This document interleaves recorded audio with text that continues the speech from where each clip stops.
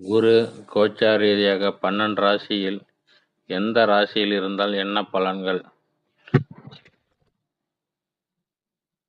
நவகிரக சுப கிரகங்களின் தலைசிறந்த கிரகமாக விளங்குவது குரு பகவான்.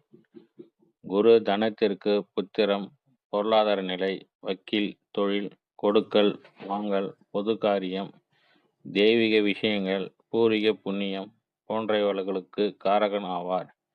குரு ஒரு ஜாதகத்தில் பலம் பெற்று இருந்தால் பொருளாதார நிலையில் பழக்க வழக்கம் மிக சிறப்பாக இருக்கும். பொதுவாகவே குரு தனித்து இருப்பது நல்லதல்ல. குரு நிற்கும் இடம் பார்க்கும் இடம் கோடி புண்ணியம் ஆகும்.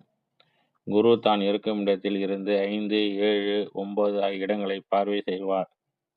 பொதுவாக எவ்வளவு தோஷம் இருந்தாலும் குரு பார்த்தால் தோஷம் விளங்கிவிடும்.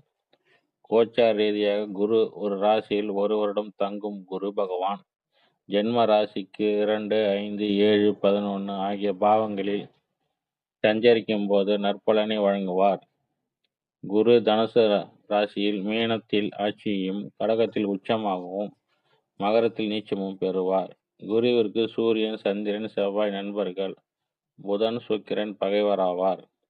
சனி, ராகு, கேது சமம். பல்வேறு நற்பலனை வழங்கும் யோகங்கள் குரு கிரக சேர்க்கை போது உண்டாக்குவார். ஜென்மத்தில் குரு வரும் காலம். குரு ஜென்ம லக்னத்தில் இருந்தால் நல்ல உடல் அமைப்பு, நல்ல பழக்க வழக்கம், சிறப்பான பேச்சாற்றல், பரந்த மனப்பான்மை, நீண்ட ஆயுள், சிறப்பான நட்புகள், பெரிய மனிதர்கள் தொடர்பு உண்டாகும். குரு பலம் இழந்து இருந்தாலும், பாவிகள் சேர்க்கை பெற்றாலும் உடல்நிலை பாதிப்பு, தேவையற்ற இடையூறுகள் உண்டாகும்.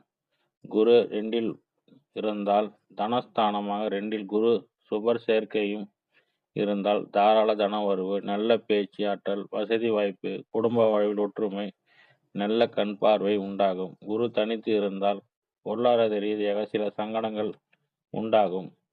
குரு பாவிகள் சேர்க்கை பெற்றோ பலமிழந்தோ இருந்தால் பண கஷ்டம், குடும்ப வாழ்வில் பிரச்சனைகள் உண்டாகும்.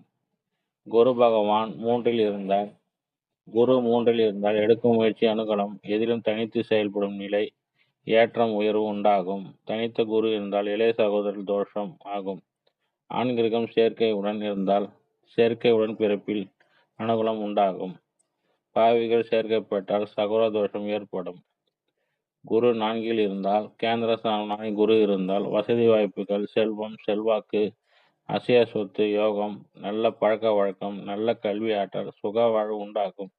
தனித்து இல்லாமல் கிரக சேர்க்கை இருப்பது மிகவும் நல்லது. தனித்து பலம் இழந்தால் சுக வாழ்வு பாதிப்பு, அசைய சொத்து அமைய தடை உண்டாகும். குரு 5 இருந்தால் நல்ல அறிவாற்றல், பரந்த மனப்பான்மை, பொது காரியம், சமூக நல பணியில் ஈடுபாடு, சிறப்பான குடும்ப வாழ்வு, பெரியோர் ஆசி உண்டாகும். தனித்து இருந்தால் புத்திர தோஷம் ஆகும். சுப கிரக சேர்க்கையுடன் இருந்தால் சிறப்பான புத்திர பாக்கியம், வசதி வாய்ப்புகள் உண்டாகும்.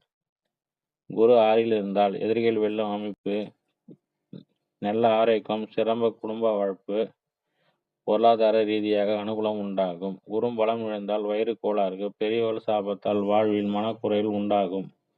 குரு 7 இருந்தால் குரு ஜென்ம லக்னத்தில் 7 இருந்தால் சுபர் சேர்க்கை மற்றும் சுபர் பார்வையுடன் இருந்தால் மன வாழ்வு மகிழ்ச்சியாக இருக்கும்.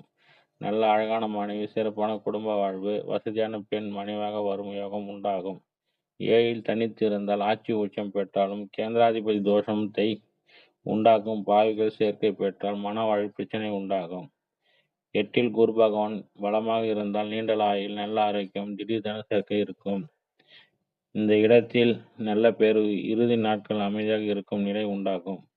குரு பார்வைகள் சேர்க்கை பெற்றாலோ பலம் இழந்தாலோ நோய், உடம்பு பாதிப்பு, சாபத்தால் மன அமைதி இல்லாத நிலை உண்டாகும். 9 இருந்தால் குரு பகவான் தாராள தன சேர்க்கை, பூர்வ சொத்தில் அனுகூலம், பெற்றோர் மூலம் அனுகூலம், தந்தைக்கு நீண்ட ஆயுள், பொது பணி, தெய்வீக பணிகள் ஈடுபாடு உண்டாகும். நல்ல பழக்க வழக்கம், பெரியோர்களின் ஆசைகள் உண்டாகும். குரு பகவான் 10ஆம் வீட்டில் இருந்தால் உயர் பதவிகளை வகிக்கும் அமைப்பும், பண நடமாட்டம், கொடுக்கல் வாங்கல் தொடர்புள்ள தொழில் அல்லது துறைகளில் பணிபுரியும் அமைப்பு, நேர்மையான வழியில் செல்லும் நிலை, பொது காரியங்களில் ஈடுபாடு உண்டாகும். கிரக சேர்க்கையுடன் பலம் இழக்காமல் இருப்பது நல்லது. தனித்திருந்தால் நிறைய தடைகள் உண்டு. 11 இருந்தால் குரு 11 இருந்தால் தாராள தன வரவு, நல்ல அறிவாற்றல், வசதி வாய்ப்பு, உடன் பிறந்தவர் மூலம் அனுகூலம், சமுதாயத்தில் பேர் புகழ் கௌரவம் உண்டாகும். புத்திரவகையில் அனுகூலம், சிறப்பான குடும்ப வாழ்வு, திடீர் அதிர்ஷ்டம், ஸ்பெகுலேஷன் மூலம் மாற்றம் ஏற்படும். குரு 12ல் இருந்தால் பண வரவில் இடையூறு, வீண் செலவுகள், சுப காரியங்களுக்கு செலவு செய்யும் நிலை உண்டாகும். குரு 6, 8க்கு அதிபதியாக இருந்து 12ல் இருந்தால் நற்பலனை உண்டாக்குவார். 12ல் உள்ள குரு சுபர் பார்வையுடன் இருந்தால் நல்ல உறக்கம், நிம்மதியான இல்லற வாழ்வு, சுப செலவு, சிறப்பான கண் பார்வை உண்டாகும்.